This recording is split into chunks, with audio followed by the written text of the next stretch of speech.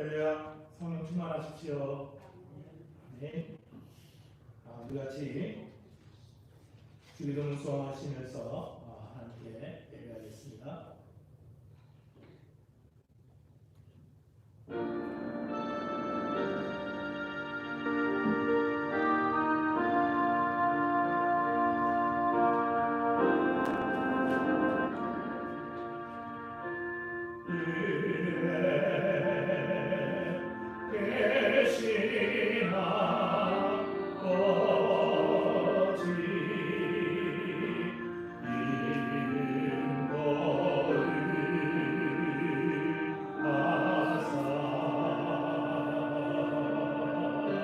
주님 나라 임하시고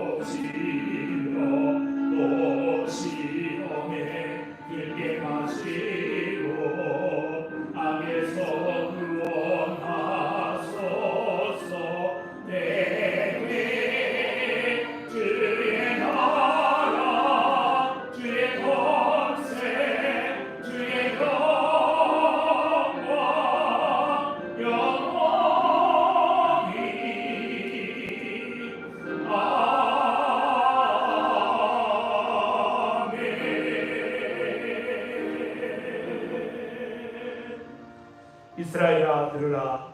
우리 하나님 여호와는 오직 유일한 여호와이시니 너는 마음을 다하고 뜻을 다하고 힘을 다하여 내 하나님 여호와를 사랑하라. 하나님은 영이시니 예배하는 자가 신령과 진정으로 할지니라. 아멘.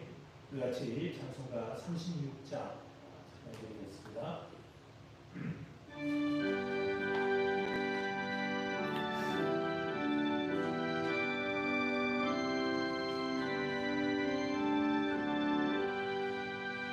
주 예수님 높이요 다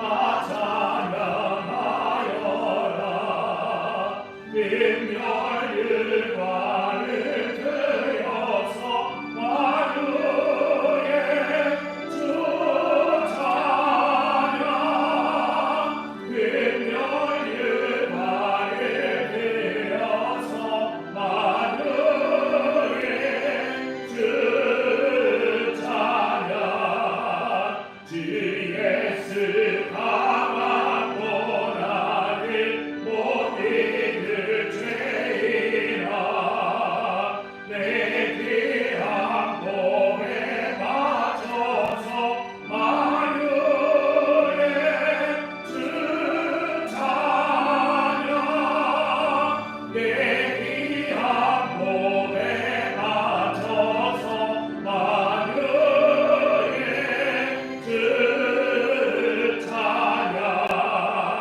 이제 그 위에 거하니 온 세상 사람들 그 크신 위엄 높여서 만유의 주 찬양. 그 크신 위엄 높여서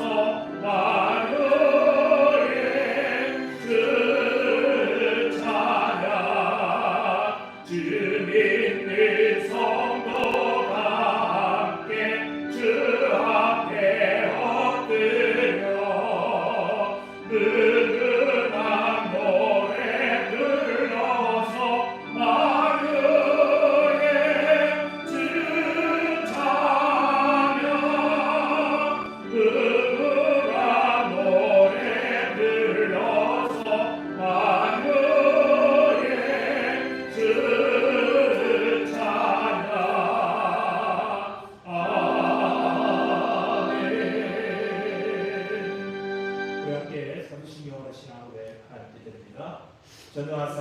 천지를 만드신 하나님 아버지를 내가 믿사오며 그 외아들 우리 주 예수 그리스도를 믿사오니 이는 성령으로 잉태하사 동정녀 마리아에게 나시고 본디오 빌라도에게 고난을 받으사 십자가에 못 박혀 죽으시고 장사한 뒤 사흘 만에 죽은 자 가운데서 다시 살아나시며 하늘에 오르사 전능하신 하나님 우편에 앉아 계시다가 저리로서 산자와 죽은 자를 심판하러 오시리라.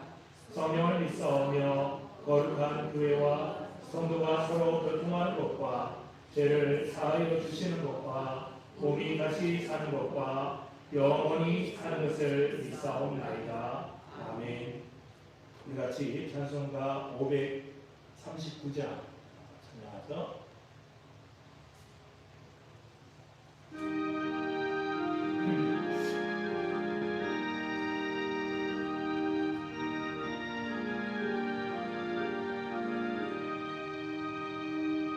너의 예수께 조용히 나가 내 모든 짐 내려놓고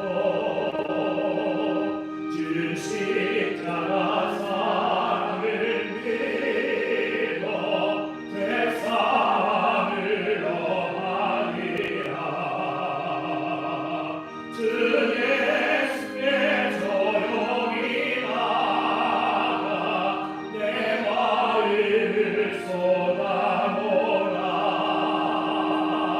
내 은혜 모시는 주님 은혜를 베푸시니 주 예수의 은혜를 입어 내 슬픔이 없어지니 내 이웃을 늘 사랑하여 너 받은 것 거둬주라. 주 예수께 조용히 나가 내 마음을 쏟아놓으라. 내 은혜를 모시는 주님 은혜를 베푸시니 주 예수를 친구로 삼아 늘 내 옆에 모시어라. 그 영원한 생명 샘물에 내 마음 목축이어라. 주 예수께 조용히 나가 내 마음을 쏟아놓으라. 내 은혜를 모시는 주님 은혜를 베푸시니 너 주님과 사귀어 살면 새 생명이 넘치리라. 주 예수를 찾는 앞에 참맑은 빛 비추어라. 주 예수께 조용히 나가 내 마음을 쏟아놓으라. 내 은혜를 모시는 주님 은혜를 베푸시니. 아멘. 우리 같이 기도하겠습니다. 하나님, 오늘도 주님 앞에 조용히 나왔습니다. 우리의 마음과 뜻과 정성을 다하여 하나님을 예배하오니 우리의 예배를 기뻐 받으시고 우리에게 한없는 하나님의 은혜가 하늘로부터 우리의 심령에 내리기를 간절히 소망합니다. 세상에 소망이 없고 오직 하나님께로만 소망을 두며 오직 주님 앞에 나와 무릎 꿇어 기도하는 사랑하는 성도들을 축복하시고 하나님께 그 소망을 둔 그 마음에 넘치는 하나님의 평강과 위로하심이 나타나기를 간절히 소망합니다. 예수 안에 기쁨을 다시 회복하게 하시고 예수 안에 찬송을 다시 회복하게 하시고 예수 안에서 하늘로부터 내려주시는 은혜와 힘으로 이 땅에서 하나님의 자녀로 감사하며 넘치는 풍성함으로 살아갈 수 있는 주의 성도들이 될 수 있도록 축복하여 주시옵소서. 행여라도 원치 아니하는 병중에 있는 성도들이 있습니다. 하나님께서 붙잡아 주시고 만져주시고 치료하여 주시고 깨끗게 치료하여 주시기를 간절히 소망합니다. 또한 가정의 문제로 재물의 문제로 또한 남편과 아내의 문제로 자녀의 문제로 여러 가지 사정과 상황으로 힘들고 어려움을 만난 성도들에게도 하나님께서 찾아가셔서 내니 두려워 말라 말씀하시고 우리 주님을 붙들고 우리 주님을 따름으로 두려워하지 아니하도록 하시고 그 마음 가운데 평강이 넘쳐날 수 있도록 주께서 도와주시옵소서.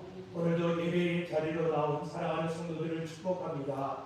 하나님의 평강과 은혜가 차고 충만하고 넘쳐나는 복된 은혜가 있도록 주께서 평강을 더하여 주시옵소서. 우리가 지원하는 선교사님들과 또한 온라인으로 예배하는 청소년들과 또한 여러 기관들 위해 하나님께서 주시는 힘으로 사랑을 나타내며 섬길 수 있도록 그 손길들마다 복되게 주께서 축복하여 주시옵소서.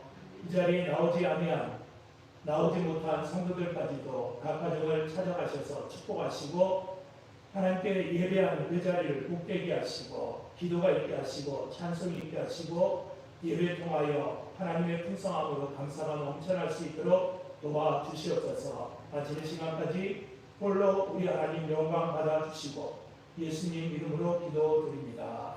아멘. 오늘 말씀은 시편 39편 말씀입니다. 박수경 집사님 목소리로 성경 공독해 드리겠습니다.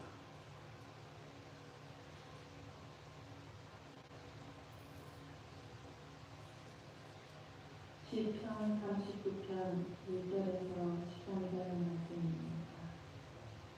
내가 말하기를 나의 행위를 조심하며 내 혀로 범죄하지 아니하니 악인이 내 앞에 있을 때에 내가 내 입에 재갈을 먹으리라 하였도다. 내가 잠잠하여 선한 의도하지 아니하니 나의 근심이 더 심하도다. 내 마음이 내 속에서 뜨거워서 작은 소리로 웃소릴 때에 부르고 있으니 나의 혀로 말하기를 여호와여 나의 종물과 행함이 언제까지인지 알게 하사 내가 나의 연약함을 알게 하소서. 주께서 나의 날을 한 뼘 길이만큼 되게 하시네. 나의 일생이 주 앞에는 없는 것 같사오니 사람은 그가 든든히 서 있는 때에도 진실로 모두가 화사하도다. 진실로 각 사람은 그림자같이 다니고 헛된 일로 수단하며 재물을 쌓으나 누가 거둔지는 알지 못하나이다. 주여 이제 내가 무엇을 바라리요? 나의 소망은 주께 있나이다. 나의 모든 죄에서 건지시며 우매한 자에게서 욕을 당하지 아니하게 하소서. 내가 잠잠하고 입을 열지 아니하고 주께서 이를 행하신 까닭입니다. 주의 증거를 나에게서 옮기소서. 주의 손이 치심으로 내가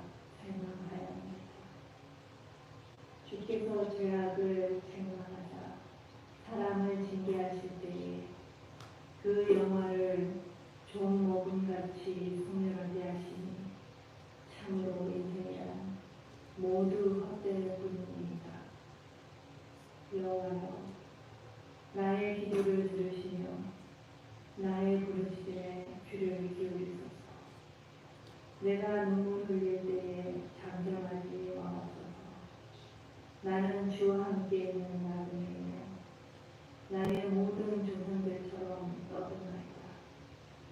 주는 나를 용서하사 내가 떠나 없어지기 전에 나의 건강을 회복시키소서.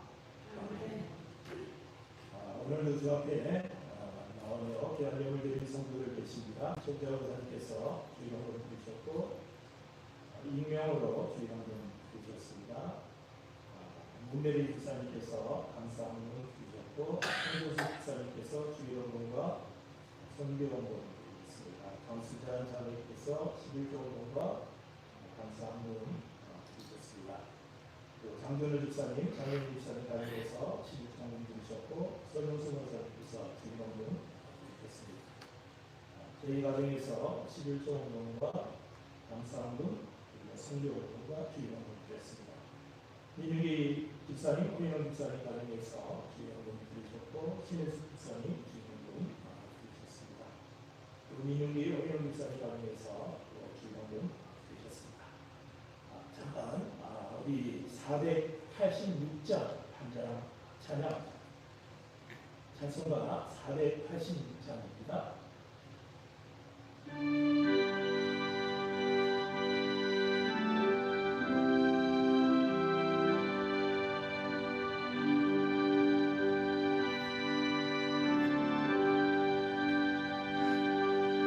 이 세상에 근심되니 많고 참 편안을 몰라그라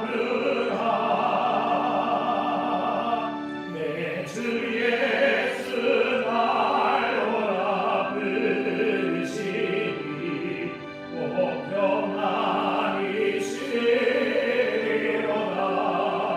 평안이시로다 주 예수의 구원의 은혜로다 참 기쁘고 즐거우나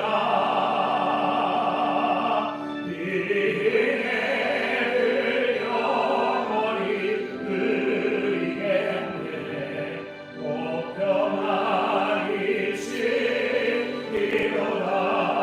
평안이시리로다 이 세상에 공고한 일이 많고 잠시는 날 없었으나 내 주 예수 날 사랑하시오니 오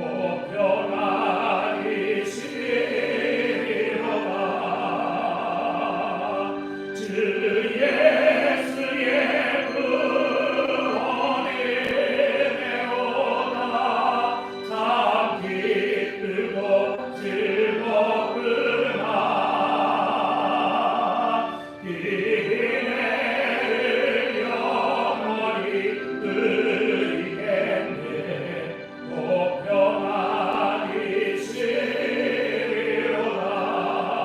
평안이시리로다 이 세상에 죄악된 일이 많고 참 주를 쌓였구나 내 주 예수 날 건져 주시오니 오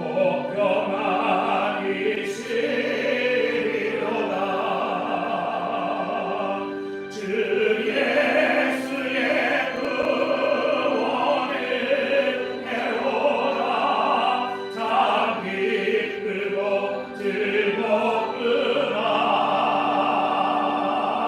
이 은혜를 영원히 누리겠네 오 평안이시리로다 아멘.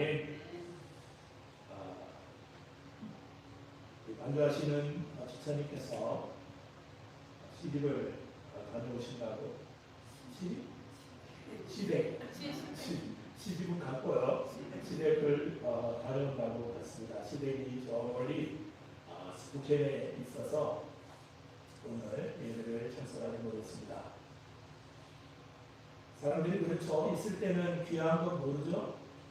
항상 우리 주변에 없으면 그때 좀 더 잘해줄 걸, 잘할 걸이라는 그런 아쉬움들이 늘 있습니다. 오면 좀 잘해주십시오. 여전히 여러분들은 뭐 잘하시고 사람도 많이 뵙으시고 그런데 지난 주간 참 더웠죠. 여러분들 어떻게 지내셨는지 모르겠어요. 더위 가운데서도 지나고 보니까 또 더위가 사라지고 오늘은 그래도 아마 견딜만 한 것 같습니다. 저는 뒤에서 이렇게 막 바람이 불어옵니다. 어떤 바람인지 누가 붙이는지 모르지만 양복을 입었지만 그렇게 덥지 않습니다. 염려하지 마시고 오늘 39편을 우리들이 같이 볼 텐데요. 그 위에 이렇게 보면 여두둔 형식으로 부르는 노래 다윗의 인도자를 따라 예전 성경에서는 영장 여두둔의 형식으로 부르는 노래 이렇게 되어 있습니다. 영장이라는 그런 의미는 뭐냐면 관현악단을 이야기를 합니다. 그냥 지휘자도 사람들만 모아놓고 하는 지휘가 있고 또한 악기들을 이렇게 모아놓고 하는 그런 지휘가 있죠. 여기서 여두둔은 관현악단을 지휘하는 그런 사람입니다. 다윗이 곡을 다윗이 가사를 시를 지었고 여두둔이 거기다 곡을 붙여서 노래를 만드는 겁니다. 성경에 보면 3대 지휘자가 있습니다. 한 사람은 아삽이라는 사람이고 한 사람은 헤만이라는 사람이고 한 사람은 이제 방금 말씀드린 여두둔이라는 사람입니다. 그 가운데 헤만이라는 사람은 아버지가 요엘인데 할아버지가 누구냐면 사무엘입니다. 요엘은 여러분들도 성경 읽어서 잘 아시겠지만 망나니로 자라났죠.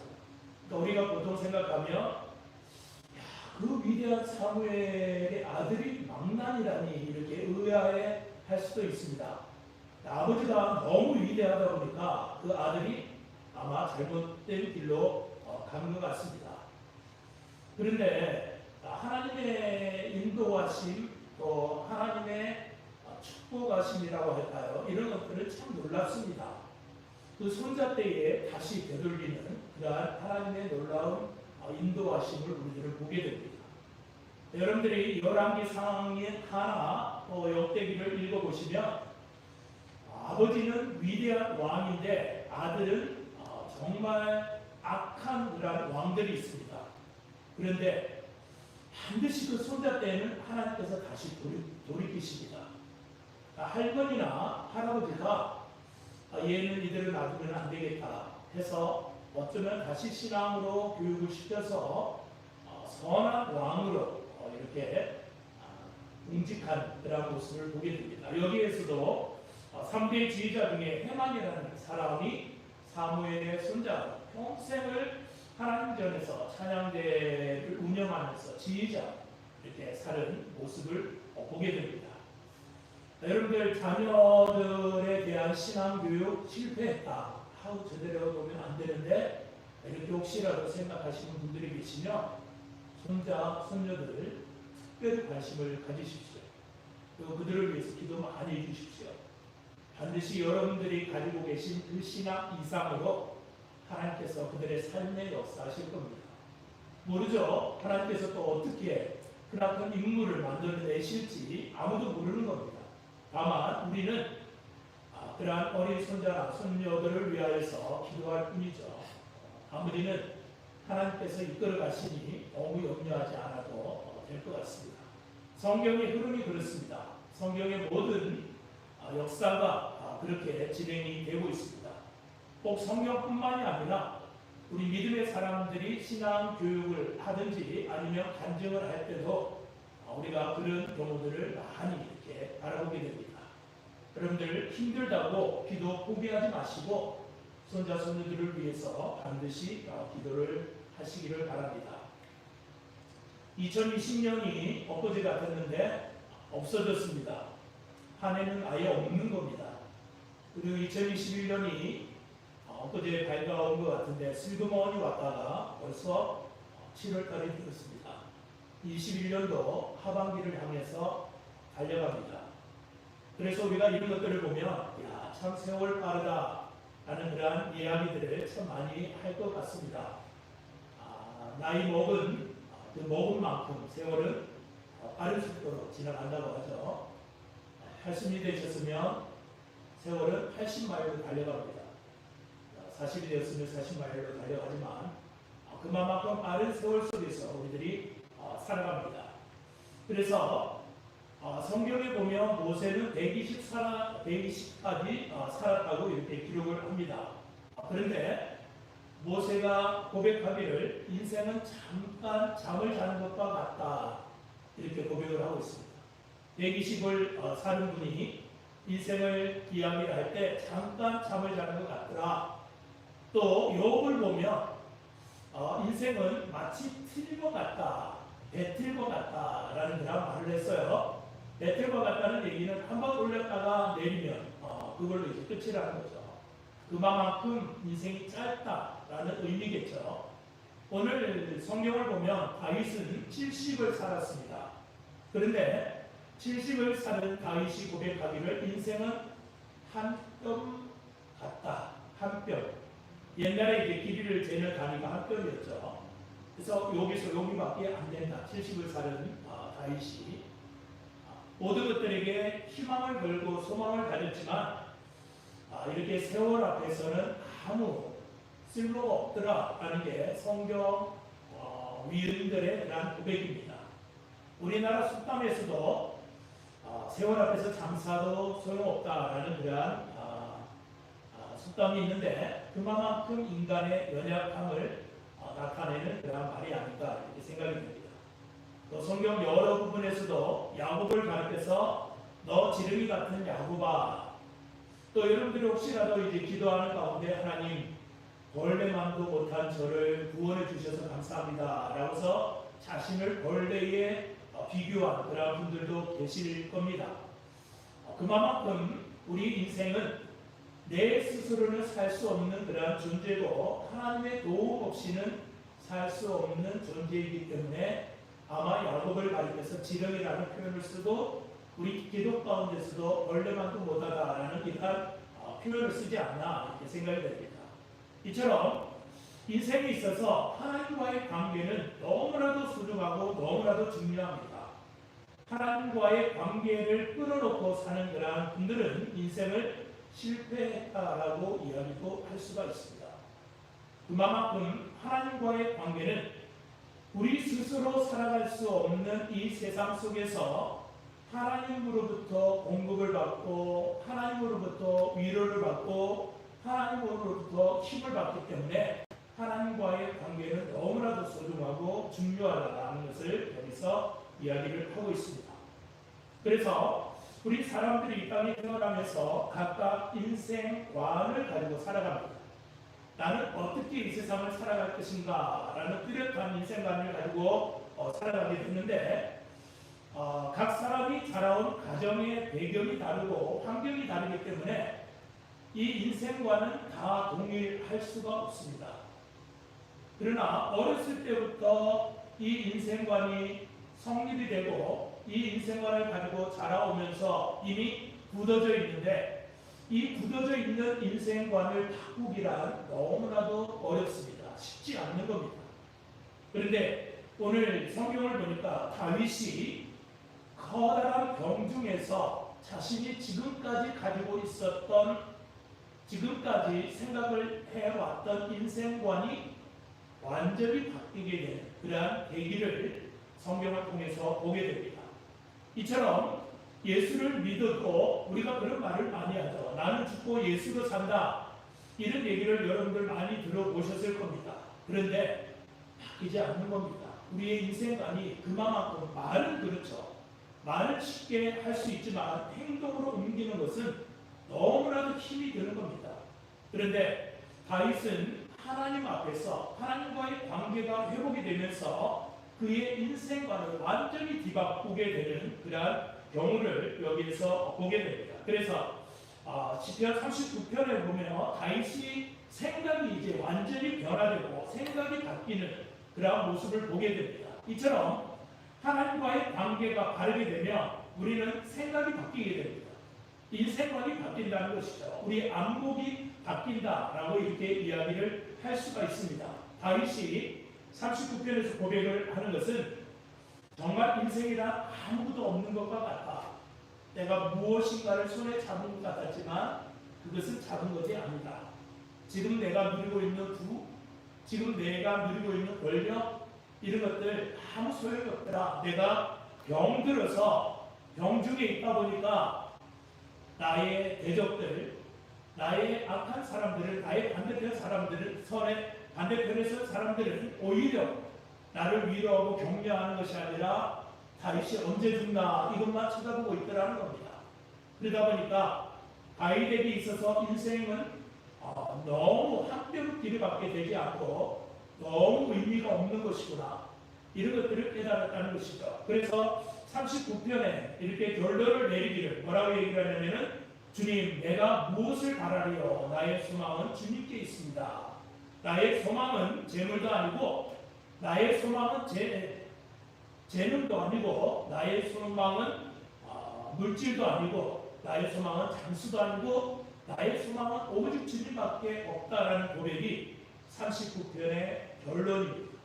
그래서 이 다윗이 사고의 변화, 그러니까는 완전히 그의 인생관이 변하는 그런 계기가 중병에 걸린 것 같습니다. 이 중병에 걸렸다는 것이 나중에 뒷부분에 가서 다시 한번 설명을 해드리겠지만, 다윗이 그의 인생관을 바꾸는 그런 계기는 깊은 병에 들어서 꼼짝할 수 없는 그러한 상황을 맞게 되자, 자신이 그동안 곁에 두었던 친구들이나 재물이나 또한 자신이 누렸던 권력이나 이런 것들이 아무 소용이 없다라는 그러한 고백을 여기에서 지금 하고 있다는 것이죠. 아무리 쌓아봐야 그거 내가 죽을 때 가지고 가는 것이 아니고 자녀들에게 물려준들 자녀들만 버리게 되는 그러한 경우를 보게 되더라는 것이죠. 그래서 다윗이 39편 가운데 이런 여러 가지 말들을 많이 이렇게 이야기를 하고 있습니다. 이처럼 다윗도 그렇지만 우리 사람들도 그렇습니다. 사람들도 어떠한 계기가 있어서 완전히 시각이 세상을 바라보는 안목이 뒤바뀌는 그러한 경우를 만나는 사람들이 참 많이 있습니다. 다윗이 아마 이 시를 쓸 때가 어느쯤 됐을 건가 성경학자들이 연구를 하지만 아마 다윗의 말년 60대 정도, 다윗이 70에 돌아갔으니까, 죽었으니까 60대 정도 때 아마 다윗이 이것을 기록하지 않았을까, 이런 이야기들을 하고 있습니다.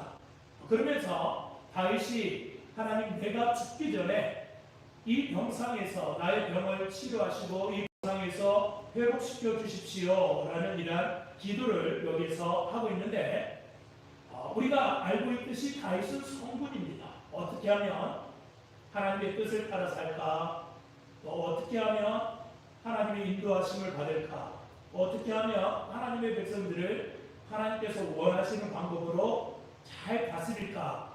이랬던 그러한 성군이었다는 겁니다. 그런데 이랬던 다윗에게 병이 들었다라는 것은 참 다윗 스스로도 그 신앙이 낙담되어지는 그러한 경우를 만났을 거로 그렇게 여겨집니다. 그리고 또 주변에 있는 다윗의 정적들, 이러한 사람들이 다윗에게 악한 말을 행하는 것을 볼 때에 다윗이 참 하고 싶은 그러한 얘기도 많았으리라고 이렇게 생각이 됩니다. 그런데 39편을 우리들이 읽어서 알겠지만 다윗은 선한 말이라도 하나님 앞에 꺼내지를 않습니다. 그러니까 악한 말로 사람들에게 원망치 아니하고 선한 말이라도 하나님께 꺼내서, 하나님, 도대체 하나님을 잘 섬기고 있는 나에게 어떻게 해서 이런 일이 이루어졌습니까? 이런 원망조차도 하나님께 하지 않았다라고 성경은 기록을 하고 있습니다. 그러니까 괜히 사람들에게 말을 꺼내서 그 말이 저주가 되면 자신에게만 손해이기 때문에 다윗은 그런 것들을 꺼내지 않았다는 것이죠. 그러다 보니까 다윗이 조용히 하나님 앞에 나와서 기도하면서 그 자신 마음에 있는 소원들을 하나님께 아뢰는 그러한 장면을 여기서 보게 됩니다. 그래서 다윗이 더 깊은 하나님의 은혜를 누리기를 원하고 하나님과의 그 관계가 비록 병중에 있지만 이것이 새롭게 되기를 원한다라는 그 마음이 여기 시편 39편에 담겨져 있다는 것이죠. 그래서 아까 여러분들에게 말씀을 드린 것처럼 7절이 나의 소망은 오직 하나님밖에 없습니다 라는 이러한 고백으로 결론을 맺는다고 이렇게 말씀을 드렸습니다. 하나님께서는 우리 사람들을 이 땅에 보내면서 세 가지를 주셨습니다. 세 가지는 무엇이냐면 첫 번째로는 시간을 주셨습니다. 누구나 다 동일하게 시간을 주셨습니다. 또한 하나님께서 주신 것은 재물을 우리들에게 주셨습니다. 물질을 주시고 각자에 맞는 그런 물질을 가지고 우리는 이 땅에서 살아갑니다. 그리고 세 번째로는 하나님께서 우리에게 주신 것은 재능을 주셨습니다. 아무리 재능이 없는 그런 사람이라 할지라도 가만히 제 자신을 둘러보시면 한 가지쯤 이상의 재능들은 다 가지고 있으리라고 생각이 됩니다. 이처럼 하나님께서는 세 가지를 우리들에게 주셨는데 이 셋 중에 가장 중요하고 가장 귀한 것이 무엇이냐면 시간입니다. 시간을 어떻게 활용을 할 것인가? 시간을 어떻게 보낼 것인가? 여기에 대해서 다윗은 하나님 앞에 기도를 하는데 4절을 보시면 시간의 중요함에 대해서 다윗이 이렇게 이야기를 하고 있습니다. 여호와여 나의 종말과 연한이 언제까지인지 알게 하사 내가 나의 연약함을 알게 하소서.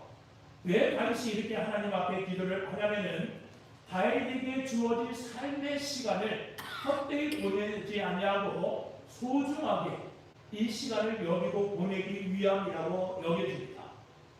예전에 시한부 인생의 시한부 삶을 사는 사람의 그러한 간증을 들은 적이 있는데 시한부라는 그러한 의사의 그 판정이 있으면서 이분에게 혼란이 왔다고 부릅니다. 혼란이 온 것은 첫 번째로는 왜 나에게 이런 일이 생겼을까? 왜 많은 사람들을 놔두고 나에게 해필이면 나에게 이런 일이 생겼을까 하고 하나님을 원망하고 또 하나님을 저주하기도 하고 하면서 일정 기간의 시간을 보냈다고 합니다. 그러다가 정신을 부쩍 차려보니까 이제는 이 시간이 흘러가는 시간이 너무나도 소중하다고 이야기를 합니다. 우리들이 한번 생각을 해보십시오. 당신은 앞으로 6개월밖에 살지 못합니다 라고 이렇게 의사의 선언이 나오면은 이 순간순간의 시간이 얼마나 소중하고 얼마나 귀하겠습니까? 그전에는 쓸데없이 막 지나가는 그런 시간도 그런 판정이 나오면 1분 1초가 정말 아깝고 귀한 겁니다. 이처럼 이렇게 귀한 시간을 다시 한번 깨닫게 됐다는 것이죠. 그러다 보니까 그동안 관계가 소원했던 사람들이 생각이 나더라는 겁니다. 남편과의 관계가 다시 회복되어지고 자녀들과의 관계가 회복되어지고 그동안 소원했던 사람들 생각날 때마다 찾아가서 자신의 잘못에 대해서 용서하고 화해하고 이런 시간을 보낼 수 있는 그러한 시간을 가졌다는 것이죠. 그래서 이 사람이 하는 얘기는 오히려 자신의 시한부 인생을 살았던 것이 자신을 다시 한번 돌아볼 수 있고 자신이 여러 사람들과의 관계를 회복할 수 있는 놀라운 하나님의 은혜였다라는 이러한 고백을 한 적이 있습니다. 그래서 제가 정말 그 간증을 들으면서 정말 그렇겠다. 우리는 모르고 지나가는 시간 속에서 사람들과의 관계 속에서 소원해주고 또 그 관계를 끊으면서 화해할 수 있는 서로 용서하고 이해할 수 있는 그런 시간조차 없어서 그냥 지나가는 그런 분들이 참 많이 있는데 그것을 알 수 있다라면 자신의 마지막을 알 수 있다라면 충분히 그런 사람들을 찾아다니면서 그렇게 이야기를 할 수 있겠다라는 이러한 생각이 들었습니다. 그렇기 때문에 우리에게 있어서 하나님께서 주신 이 시간은 결코 헛된 시간이 돼서는 안 됩니다. 우리에게 주신 시간은 언제가 될지 모르지만 아주 소중하게 1분 1초를 누려야 된다는 것이죠. 그래서 다윗이 하나님 그 시간을 좀 알게 해주십시오. 그 시간의 소중함을 내가 좀 깨닫게 해주십시오. 이거 한 뼘 길이밖에 되지 않는 인생을 사는데 언제나 될지 모르겠습니다. 그래서 하나님과의 그 관계를 회복하게 하고 또한 많은 사람들과의 관계를 좀 회복됐으면 좋겠습니다 라고 다윗은 기도를 했다는 것이죠. 그래서 5절 말씀을 보시면 5절 말씀에 뭐라고 얘기를 하냐면은 주께서 나의 날을 한 뼘 길이만큼 되게 하시매 나의 일생이 주 앞에서는 없는 것 같사오니 사람은 그가 든든히 서 있는 때에도 진실로 모두가 허사뿐이니이다. 이렇게 다윗은 고백합니다. 아까 말씀드린 것처럼 다윗이 60에서 70대는 그 사이에 이 시를 지었다라면 다윗에게는 이제 10년밖에 남지 않는 그러한 시간입니다. 다윗에게는 진짜 말세의 그 시간을 지내는 것이죠. 그래서 성경은 항상 말세를 이야기를 합니다. 구약시대 때도 말세를 이야기를 하고요. 그리고 초대교회에서도 말세에 대해서 이야기를 합니다. 또 오늘 현대를 살아가는 우리 성도들에도 말세다 이런 이야기를 항상 하면서 지냅니다. 이 얘기는 뭐냐면 항상 끝이 있다는 겁니다. 성경에서 900년 이상을 사는 무드셀라조차도 죽었더라라고 이렇게 이야기를 합니다. 그러니까 1세기를 살아간 그런 사람도 결론을 죽음을 맞이했다라는 것이죠. 이처럼 다윗이 고백을 할 때 자신이 주어진 그러한 인생, 자신에게 주어진 그러한 삶, 이런 것들은 한순간에 지나가는 한 뼘 길이조차도 밖에 되지 않는 그러한 것이다 라고 이렇게 고백을 했다는 것이죠. 그러니까 다윗이 이러한 고백 앞에 그의 인생관을 안 바꿀 수가 없는 겁니다.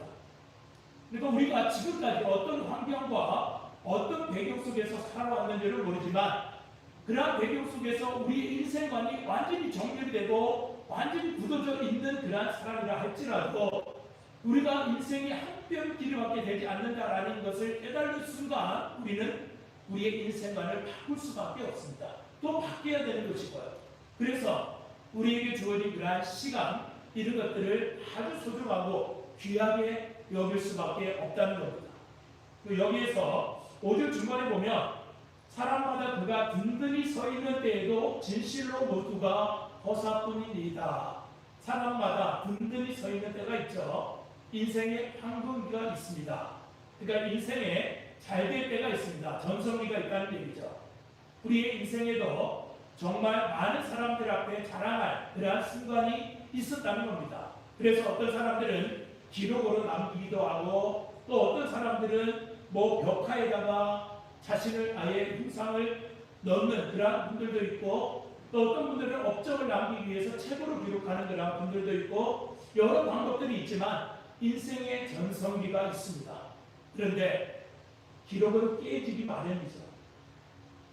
아무리 우리가 이 땅의 전성기를 기록을 해놨다 한들 이 모든 것들은 지나가면 사람들 기억 속에서 잊혀버리는 그러한 순간을 우리들이 살아간다는 것이죠. 그래서 다윗이 깨닫기는 이 모든 것들이 헛된 것이다. 세상에 소망을 두는 것 정말 그것만큼 미련한 것이 없다. 자녀들에게 기대하는 것 그것보다 더 허무한 것이 없다. 하나님께 소망을 두지 않으면 이 모든 것들은 허사다라는 이러한 고백을 다윗이 지금 하고 있는 겁니다. 그래서 어떤 사람들은 하나님께 소망을 두지 아니하고 그 인생을 헛되지 아니하게 보내기 위해서 어떠한 기분 전환 같은 것을 하는 그런 사람들이 있습니다. 예를 들면 쇼핑을 한다든지 아니면 스포츠에 푹 빠진다든지 아니면 여행을 다닌다든지 사람마다 각기 이 험한 인생이라고 이야기를 할 때 이 인생들을 좀 기분 전환을 하기 위해서 보내는 시간, 보내는 여가를 선용하는 그런 방법들 이런 것들이 다 다를 수가 있습니다.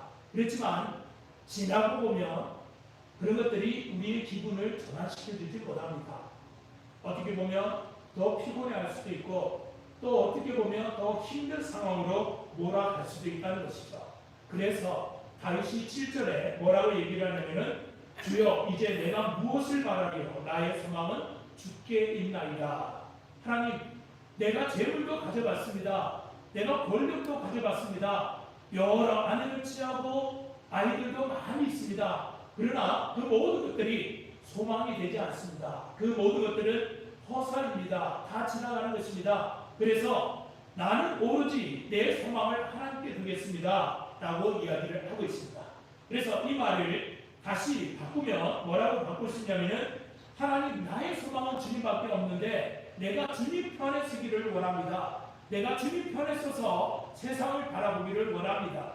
하나님께서 세상을 바라보듯이 내가 그 편에서 나에게 주어진 시간을 바라보기를 원하고, 나에게 주어진 재능을 바라보기를 원하고, 나에게 주어진 재물을 바라보기를 원합니다. 내 편에서 이 모든 것들을 깨닫게 하지 마시고 하나님 편에서 이 모든 것들을 바라보게 하십시오 라고 이렇게 바꿀 수 있습니다. 그러니까 나의 소망이 모든 것들이 하나님께 있다라는 이러한 고백 속에 이런 것들을 고백하는 그러한 마음이 될 수 있죠. 그래서 재물이나 또한 어떠한 재능이나 또한 장수나 이런 것들에게 소망을 둘 것이 아니라 하나님께로부터만 소망을 둔다라고 이야기를 하고 있습니다. 그러다 보니까 다시 시각이 바뀌는 겁니다. 하나님 편에서 지내다 보니까 이 시간들이 소중하고 귀한 것들입니다. 나에게 주신 탤런트가, 재능들이 아주 귀한 겁니다. 이것을 위해서 어떻게 사람을 대접하고 이것을 위해서 어떻게 사람을 쏟을까, 이렇게 하나님 편에서 생각을 하다 보니까 순간순간도 귀하고 재능도 귀하고 재물도 귀하다는 겁니다. 그래서 우리가 예전에는 헛되이 보낸 그러한 시간이요, 재물이요, 재능이었다면 하나님 편에서 생각해 보니까 이 모든 것들이 소중하기 때문에 헛되이 보낼 수 없는 그러한 관점, 새로운 시각, 이런 것들이 열리기 시작하더라는 겁니다. 그래서 세상에 소망을 둘 때는 이러한 관점이 절대 열리지 않습니다. 예수를 죽고 예수를 산다, 말은 그렇게 할 수 있습니다. 그러나 세상에 소망을 두는 순간 우리는 말은 그렇게 할 수 있지만 우리의 생각 자체는 바뀌지를 않습니다. 그러나 하나님께 소망을 두고 하나님께 관점을 두면 정말 예수를 죽고 예수를 살 수 있습니다. 우리의 모든 시간이 귀중할 수가 있습니다. 우리의 모든 재능이 너무나도 소중한 겁니다. 그래서 헛되이 쓰지 아니하고 헛되이 보내지 아니하고 정말 귀중하게 우리는 이러한 시간들을 지낼 수 있다는 것이죠. 사람들마다 이러한 전환의 시점, 그러니까 사람들마다 이런 생각이 바뀌는 그러한 시점, 이런 시점들이 다 있을 텐데요. 정말 우리들은 다윗처럼 중병에 걸리지 않았다 할지라도 하나님께 소망을 둘 때 이러한 시각이 변한다는 것을 알고 모든 것들이 헛된 것이 아니라 모든 것들이 귀중한 것이다 라는 이러한 마음으로 이렇게 변화되어야 된다는 것이죠. 그래서 13절에 다윗은 이렇게 결론을 내리고 있습니다. 13절에 보시면 뭐라고 얘기를 하냐면은, 주는 나를 용서하사 내가 떠나 없어지기 전에 나의 건강을 회복시키소서. 여기에서 건강을 회복시켜 달라고 이야기를 했는데 아마 다윗이 중병에 걸려서 건강을 회복시켜 달라고 얘기를 했는지는 모르겠습니다. 왜냐하면 다른 번역본에는 이런 내용이 있습니다. 다른 번역 성경을 보면 다시 미소 짓게 하시옵소서.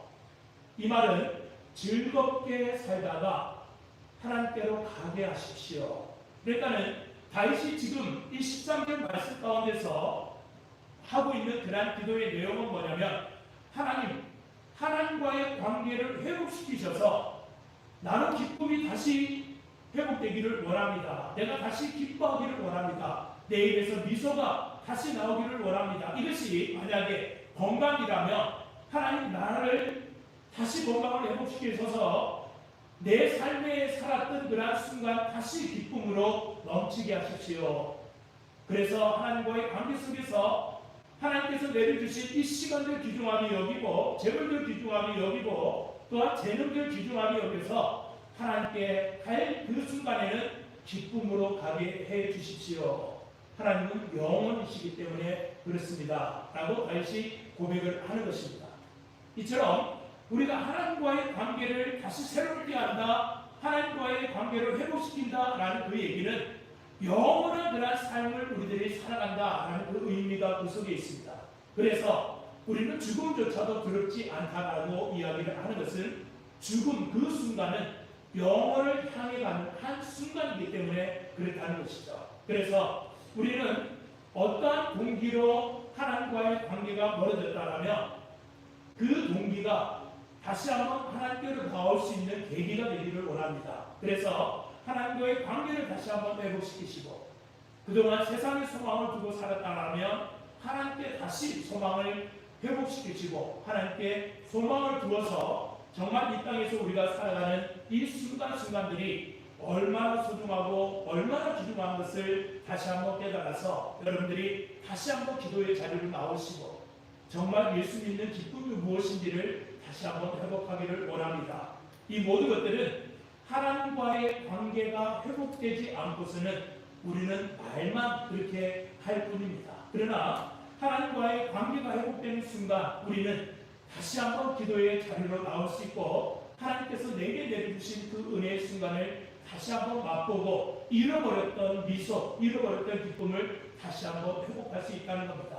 여러분들 다시 한번 시편 39편을 통해서 다윗이 호소하는 그런 내용이 무엇인지 다시 한번 깨달으시고 7절로 돌아가서 나의 소망은 오직 주님밖에 없다라는 그 고백이 다윗의 기도가 우리의 고백이 되고 우리의 기도가 되기를 원합니다. 우리 같이 찬송가 함장합시다. 488장 지하장 찬송하시죠.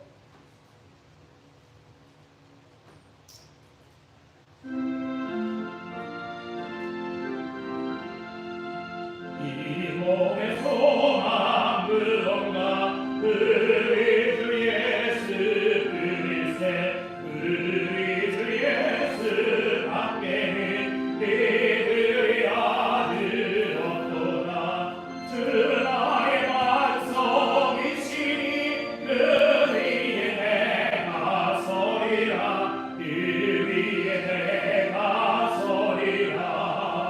무섭게 바람 부는 밤 물결이 높이 설렐 때 우리 주 크신 은혜에 소망의 낯을 주리라.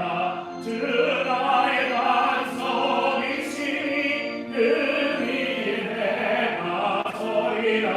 그 위에 내가 서리라. 세상에 있던 모든 것 빌어질 그날 되어도 그 주의 언약 믿사와 내 소망 거룩하리라. 주 나의 반석이시니 그 위에 내가 서리라. 그 위에 내가 서리라. 하나는 천국 올라가 하나님 앞에 배울 때 그 주의 힘입어 어렵지 마로 서리라.